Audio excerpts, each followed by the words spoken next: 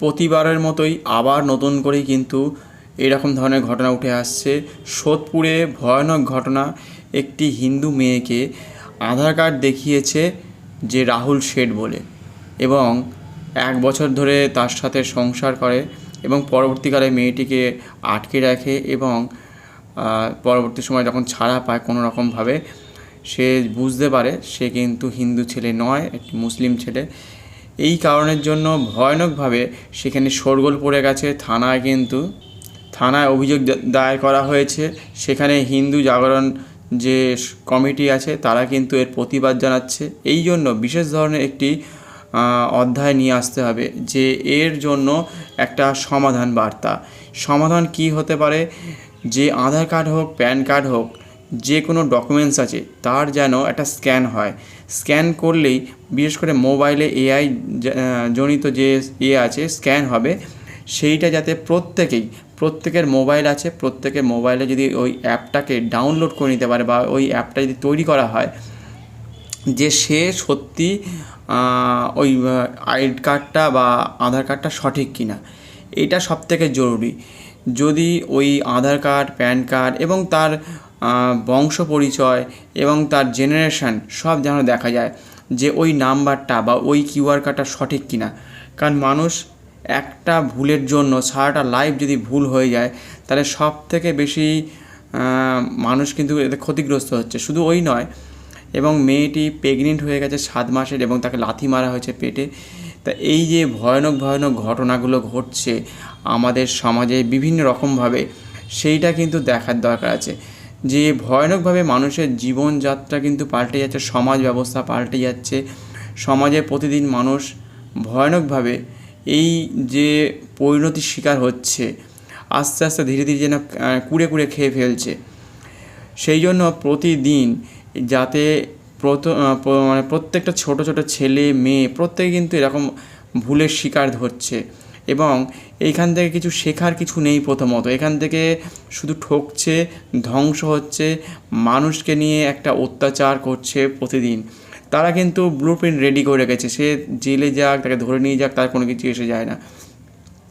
কিন্তু আপনাদের এই আশেপাশে বিভিন্ন জায়গায়, গ্রামে, পাড়ায়, বিভিন্ন ফ্ল্যাটে, বিভিন্ন জায়গায় ভাড়া আছে, বিভিন্ন রাস্তাঘাটে বা আপনাদের বাসে, ট্রামে, বাজার ঘাটে, যেখানে আপনি অফিসে যাচ্ছেন, কলেজে যাচ্ছেন, আপনি ধরুন নার্সিংহোমে আছেন, বাস চালাচ্ছেন, কন্ট্রাক্টর হতে পারে, আপনার বাড়িতে যারা কাজ করতে আসছে, প্রত্যেকটা মানুষ যারা মাল দিতে আসে, প্রত্যেকের সাথে বিভিন্ন রকমভাবে নিবিড় যোগাযোগ, কোনো ব্যক্তির সাথে 10 বছর যোগাযোগ, তারাও কিন্তু ঠকাতে পারে বিভিন্ন রকমভাবে। সে আপনার কাছের লোক হতে পারে, দূরের লোক হতে পারে, টাকার লোভে হতে পারে। মানে মানুষ হচ্ছে সবসময় ঠকা যায়। সেই জন্য আপনাকে বা সরকারকে এমন একটা স্ক্যানার নিয়ে আসতে হবে এআই দ্বারা, যে এআইকে কাজে লাগিয়ে সেই স্ক্যান যাতে করতে পারে, যাতে কিউআর কোড এবং যে নাম্বার দেওয়া থাকে আধার কার্ড, প্যান কার্ডে আর ভোটার কার্ডে, তিনটেই যেন সে দেখায়, এবং দেখালেও সে হয়তো নকল করতে পারে, তার বাবা, কাকা, জ্যাঠাটাও নকল করতে পারে, 50টা সে নকল করতে পারে। তার যদি মোটিভ থাকে, তার যদি চিন্তাভাবনা থাকে যে আমি হিন্দুদেরকে ঠকাবো, অন্য কেউ করছে না, কিন্তু এই কাজগুলো অন্য লোক করে বেরিয়ে যাচ্ছে, এবং আপনার ঘরের ছেলে মেয়ে বা সে সন্তানটা নিয়ে কী করবে, সেই সন্তানটা কি শিখবে, কি বুঝবে, তার জেনেটিক যে সমস্যাগুলো থেকে যাবে, সেইগুলো ডিএনএ, এইগুলোতে সে বুঝতে পারবে না। যতই যাই হোক, আপনি আপনার সাথে যে ছেলেটাকে বা মেয়েটাকে, যে যার সন্তানটা পৃথিবীতে আসবে, সে এবার কী শিখবে, তার রক্ত ধারা কী বলবে, সে ভুল হবে ভবিষ্যতে। তার মানে আজকে 20-25 বছর পরে আবার একটা ভুল জিনিস নিয়ে আমাদেরকে চলতে হবে। সেই কারণের জন্য প্রতিদিন যেভাবে ছেলেদের, মেয়েদের, বাচ্চাদের, বয়স্কদের বিভিন্ন রকমভাবে টাকার প্রলোভন দিয়ে হোক বা বিভিন্ন রকম কাজের মাধ্যমে হোক, তার ধর্মকে পরিবর্তন করছে এবং মিথ্যে কথা বলে বিবাহ করছে। এই ঘটনাগুলো যাতে আগামী দিনে না ঘটে, বিশেষ করে যাতে মানুষের প্রথম ধাপেই যাতে না ভুল না হয়ে যায়, যে কোনো ব্যক্তির সাথে যখনই আলাপ হবে, যখনই স্কুলে হোক, কলেজে হোক, এবং আইডি কার্ড গলায় নিয়ে ঝুলিয়ে বেড়াতে হবে। এমন দিন আসছে, যেমন অফিস, কলেজে বা স্কুলে বিভিন্ন জায়গাতে হয়, বা আপনার নার্সিংহোমে হয়, ডাক্তাররা কিন্তু এই আপনাদের দেখবেন আই কার্ডটা ঝোলে, তা আই কার্ডটার কতটা সত্যতা, কতটা আসল কি নকল, তার একটা কিউআর কোড প্রত্যেকের থাকা দরকার। স্কুলেও থাকা দরকার আছে, নার্সিংহোমেও থাকা দরকার আছে, ডাক্তারের কাছেও থাকা যায়, ভুয়ো ডাক্তার হোক, ভুয়ো নার্স হোক, বা আপনাদের বাড়িতে যে লোকটা ধরুন ডেলিভারি দিতে আসছে বা যে কাজের লোক হতে পারে, মানে যার সাথেই আপনার সাক্ষাৎ হবে, আপনি হয়তো বাজারে যাচ্ছেন, প্রত্যেকের গলায় যে লোকটা হয়তো আপনার ময়লা তুলতে আসছে, মানে আপনি যাকেই দেখছেন, আপনার বাড়িতে যে কাজের লোক 10 বছর ধরে কাজ করে, তার কাছেও যেন এই আই কার্ড থাকে। আই কার্ডের কিউআরটা সঠিক কিনা আপনি মোবাইলে যেই স্ক্যানারে ফেলবেন, সঙ্গে সঙ্গে ওটাকে রং এবং রাইট যাই হোক, ভুল এবং ঠিক দুটোই দেখিয়ে দেবে ক্রস। এই যে ভুল ব্যক্তি, সে তার বংশ পরিচয় সব বেরিয়ে আসবে ওই একটা স্ক্যানার থেকে। এরকম ধরনের কিউআর কোড বানাতে হবে, যে কিউআর কোডের মাধ্যমে সে অন্তত কিছুটা বুঝতে পারে এবং সঙ্গে সঙ্গে পুলিশকে, প্রশাসনকে জানাবে, আশেপাশের জনগণকে জানাবে, সে কোথাকার বাসিন্দা সেসব সম্বন্ধে জানা যাবে। অনেক মানুষ আছে ভাড়া দিয়ে দিচ্ছে, বাড়ি ঘর ফ্ল্যাট ভাড়া দিয়ে দিচ্ছে, কিছুই বুঝছে না, কিছুই জানছে না। তাহলে এই ক্ষেত্রে আমাদের কী করণীয়? এখানে একমাত্র হচ্ছে, যেহেতু এত কিছু এসে গেছে, হাতে মোবাইল এসে গেছে, প্রত্যেকের হাতে এআই জেনারেট যে মোবাইল, বিশেষ করে অ্যান্ড্রয়েড মোবাইল এসে গেছে, এখন ইন্টারনেটের যুগ, প্রতি মুহূর্তে ধরা পড়ে। কিন্তু ধরা পড়ে যাওয়ার আগে ওই মেয়েটার কী হবে, যারা এরকম ধরনের, শুধু এরকম একটা তো মেয়ে নয়, সারা ভারতবর্ষে এরকম হাজার হাজার, এবং ভারতবর্ষের বাইরেও ঘটছে, বিভিন্ন জায়গায়, আমেরিকায় ঘটতে পারে, লন্ডনে ঘটতে পারে, দুবাইয়ে ঘটতে পারে, বিভিন্ন জায়গায়। আপনি যাকে দেখছেন, যার গাড়ি বাড়ি, এই তো কালকে পরশু দেখলাম একটা মেয়েকে, তার বিবাহ হয়ে গেছে, ছেলেটারও বিবাহ হয়ে গেছে, কিন্তু কোনো একটা মুসলিম ছেলের সাথে সেই মেয়েটি থাকতে থাকতে যখন বুঝতে পারলো, ঝামেলা হলো, মেয়েটিকে মেরে ফেললো। তাহলে আপনাদের লাভ কী হচ্ছে ভেবে দেখুন। শেষ পরিণতি হচ্ছে মৃত্যুদণ্ড, মেরে ফেলছে নয় কেটে ফেলছে, ভয়ানকভাবে মানুষের ওপর অত্যাচার করছে। সেই কারণের জন্য আপনাদেরকে কিন্তু ভয়ানকভাবে জানতে হবে, বুঝতে হবে যে এর ভয়াবহতা কোথায়। এমন এমন জায়গায় এমন এমন জিনিস ঘটছে যেখানে মানুষকে কিন্তু ফিরিয়ে আনা সম্ভব, কিন্তু সেখান থেকে তার কষ্টটা সঙ্গে রয়ে আছে। সেই আপনার কাছে কিন্তু একটা সেই ঘা করে দেওয়ার মতো। এ জগতে সে বেঁচে থাকবে কী নিয়ে থাকবে, সেই ছেলেটা বা মেয়েটা যে জন্মাবে পৃথিবীতে বা জন্মে গেছে, এরকম হাজার হাজার লক্ষ লক্ষ মানুষ যদি এরকমভাবে যদি অত্যাচার করে প্রকৃতির প্রত্যেকটা মানুষের ওপরে, তার ওপর যদি বিশ্বাসঘাতকতা করে, আপনার কিছু করার নেই। সেই জন্য ডিজিটাল সময় এসে গেছে, ডিজিটালভাবে এমন স্ক্যানার নিয়ে আসুন, এমন একটা অ্যাপ নিয়ে আসুন, যার মাধ্যমে প্রতিদিন যে এই সকল মেয়েরা বা ছেলেরা স্কুলে যাচ্ছে, বিশেষ করে ঠকে আসছে, হয়তো যেখানে পড়তে যাচ্ছে বা যেখানে গান গাইতে যাচ্ছে, যেখানে হয়তো কেউ হয়তো কাজে যাচ্ছে, বিভিন্ন জায়গায় হয়তো কোর্টে উকিল, ব্যারিস্টার, টিচার, আর কোনো হয়তো বড় বড় কোম্পানিতে হয়তো সিও আছে, এইসব বড় বড় অফিসার রয়েছে, সেই সব লেভেলেও প্রত্যেকটা সময় বারে বারে স্ক্যান করার যেন অনুমতিও থাকে, সরকারি অনুমতি, যে সব সময় যেন অনুমতি নিয়ে সেটাকে স্ক্যান করা হয়। রাস্তার আশেপাশে কোনো ব্যক্তি যে ঘুরছে, হ্যাঁ, সেই বিষয়গুলো দেখতে হবে, যে এমন ক্যামেরা লাগা থাকবে, সেইটার উপর জাজ করবে সে ছেলেটা কোন কাজা থেকে এসছে, কোন জায়গায় সে কী করে, সব কিন্তু স্ক্যানারে উঠে যাবে। সেই জন্য এমন ধরনের স্ক্যানার তৈরি করতে হবে, যে স্ক্যানারটা মানুষের জন্য, প্রত্যেকের জন্য, সমাজের জন্য খুবই উপকারী হয়। তাহলে কিন্তু মানুষ অপরাধ করেই যাবে, মানুষের অপরাধ কখনো থেমে থাকবে না, মানুষ কিছু না কিছু করতে চায়। যাদের কাজ নেই তারা এই ধরনের কাজ প্রতিদিন প্রতিনিয়ত করতে থাকবে। এটা ভয়ঙ্কর রকম একটা অধ্যায়, ভয়ঙ্কর রকমভাবে এটা চালিয়ে যাচ্ছে। ভারতবর্ষ দিনে দিনে ছোট হচ্ছে, আস্তে আস্তে আপনার আশেপাশের জমি দেখুন ছোট হয়ে যাচ্ছে। আজ থেকে 30-40 বছর আগে আপনার আশেপাশে যতটুকু জমি ছিল, পুকুর, নদী, নালা, ডোবা, খানা, গাছপালা, আস্তে আস্তে দেখুন ছোট হচ্ছে কি হচ্ছে না দেখে নিন। যেখানে মেলা হতো, যেখানে পুজো হতো, সেই জায়গাটা ছোট হচ্ছে কিনা ভেবে দেখুন। তাহলে কলকাতা শহর, আপনার গ্রাম বাংলা গাছপালা কেটে রাস্তাঘাট তৈরি হচ্ছে কিনা দেখে নিন।